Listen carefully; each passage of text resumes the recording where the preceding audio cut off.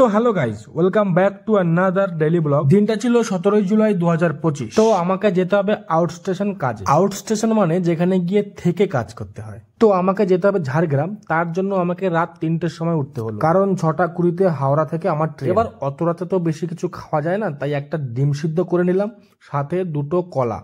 ডিম সিদ্ধ আর কলা দিয়ে পেট পুজো করে ব্যাগ আগে থেকে গোছানো ছিল, কালকে রাতেই গুছিয়ে রেখেছিলাম। তো আমি আমার হায়াবুসা নিয়ে অন্ধকারের মধ্যেই বেরিয়ে পড়লাম। আমাদের কল্যাণী ঈশ্বরগুপ্ত সেতু পার করে জিটি রোড ধরে আমি সোজা চলে গেলাম ব্যান্ডেল স্টেশনে। স্টেশনে পৌঁছে টিকিট কেটে দেখি 4:39 বাজে। আর টাইমিং হয় বে, কারণ 4:42-এর ব্যান্ডেল হাওড়া লোকাল ধরবো বলেই এসছি। এবার ইন্ডিয়ান রেলওয়ে থেকে একটা রুল নাকি বের করেছে যে স্টেশনে বা ট্রেনের মধ্যে ফটোগ্রাফি ভিডিওগ্রাফি অ্যালাউ নয়। যদি কেউ করে তাহলে জরিমানা আর জেল দুটোই হতে পারে। তাও আমি ভয়ে ভয়ে ভিডিও করলাম স্টেশনে। তো ভোরবেলার ট্রেন একদম পুরো ফাঁকা, জানলার ধারে একটা সিট নিয়ে বসে পড়লাম। ঠিক টাইম মতো ট্রেন ছেড়ে দিল। ট্রেনে বসে বসেই সূর্যোদয় দেখতে দেখতে পৌঁছে গেলাম হাওড়া স্টেশনে। আর হাওড়া স্টেশনে গিয়ে তুমি যদি বড় ফ্যানের হাওয়াই না খাও তাহলে হাওড়া যাওয়াই বৃথা। তো একটু হাওয়া খেয়ে রওনা দিলাম 15 নম্বর প্ল্যাটফর্মের উদ্দেশ্যে। তো প্ল্যাটফর্মে পৌঁছতেই দেখলাম একটা বন্দে ভারত ট্রেন আমার সামনে দিয়ে বেরিয়ে গেল। আমি উঠতেই পারলাম না, কারণ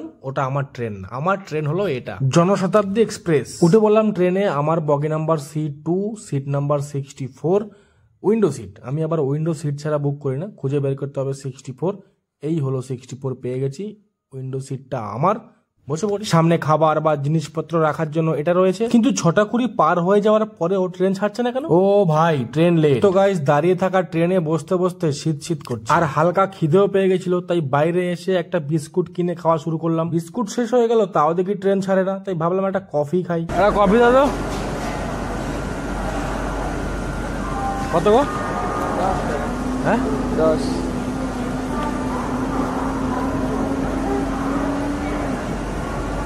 কখন ছাড়বে ট্রেন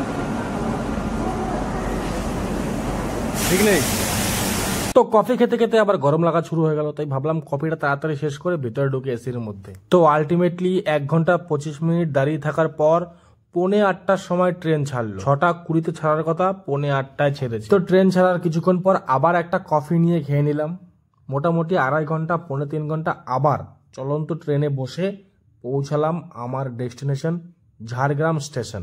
প্রতিদিন এখানে মানে এর আগে যখন কাজে এসেছি এখানে এসে নামতাম 8:30 থেকে 9:45। আজ কটা বাজে? এখন বাজে 10টা। এটা হলো ঝাড়গ্রাম ডিস্ট্রিক্ট কোর্ট। তার একদম পাশেই রয়েছে circuit house, magistrate bungalow. 2 minute হাঁটার পরেই আমি আমার গেস্ট হাউসে পৌঁছে গেলাম। অ্যাকচুয়ালি ঝাড়গ্রাম শহরটা একদম অল্প জায়গার মধ্যে বসানো, সবকিছু কাছাকাছি। ঘর আছে? আছে ফাঁকা? একটা এসি রুম। হ্যাঁ, আর ডবল কোথায় পাবো? কি লিখতে হবে? তো রুম নেওয়ার জন্য যা ফর্মালিটি থাকে সেটা পূরণ করে আমি চাবি নিয়ে চলে গেলাম উপরে। তো আলটিমেটলি এসে পৌঁছলাম 104। আচ্ছা, এটা দিয়েছে আমাকে 104। দেখি খুলে কেমন রুম। ও সেই ঝকমক রুম।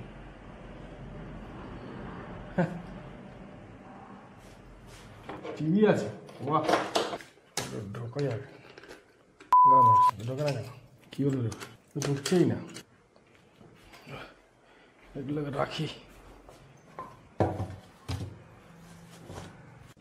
ঢুকছে না কেন? এসি কি চলবে? দেখি তো। না, আমি বেকার ওটা গুতি করছিলাম, দরকার নেই মনে হয়। চলে গেল তো, পাখাও চলে গেল। বেকার গুতি করছিলাম, এসবের দরকার নেই। সুন্দর একটা আয়না রয়েছে, সুন্দর একটা আলমারি রয়েছে।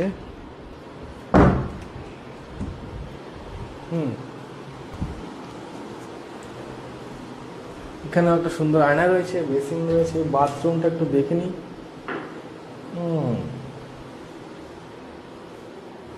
গিজার রয়েছে।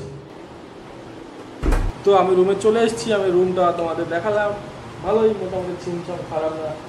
টিভি আছে, টিভি চলবে কিনা সেটা পরের কথা, দেখ সময় চলে বলে না, এমনি লাগিয়ে রেখেছে। সেট টপ বক্সের রিমোট, টিভির তো রিমোটই নেই, চলবে? এখানে বটন দিয়ে রিমোট নেই, এখানে টিপ দিয়ে দেওয়া হবে। দিলাম টিপ, এটা তো সবুজ হয়েছে। এই তোমারা চলেছে, ইয়েস ইয়েস, টিভি চল গায়া, টিভি চল গায়া। তো একটু ফ্রেশ হয়নি এখন, স্নান দান করবো আর খাবার নিয়ে এসছে, সেই খাবারটা খেয়ে একটু রেস্ট নেবো, তারপরে কাজে বেরিয়ে পড়বো। তো গুড মর্নিং গাইস, এখন ভোর 6টা, আমি এখনো হোটেলে রয়েছি। ঘুম থেকে জাস্ট উঠলাম, এখন আমি ব্রাশ করব, ব্রাশ করে আমাকে এখান থেকে চেক আউট করে যেতে হবে 7টার সময়, 7টার মধ্যে, কারণ 7:30টায় আমার ট্রেন। যদিও স্টেশন এখান থেকে একদম কাছে, মানে হেঁটে গেলে 5 মিনিট 2-3 মিনিট লাগে হোটেল থেকে, তাও একটু আগে ভাগে বেরিয়ে পড়া ভালো। কারণ এখানকার ট্রেন 7:30টায় ট্রেন আমার হাওড়া যাওয়ার, আর এর পরে হাওড়া যাওয়ার ট্রেন হচ্ছে 3:20-তে। এই ট্রেনটা মিস হয়ে যায় কোনো কারণে, গেল গা।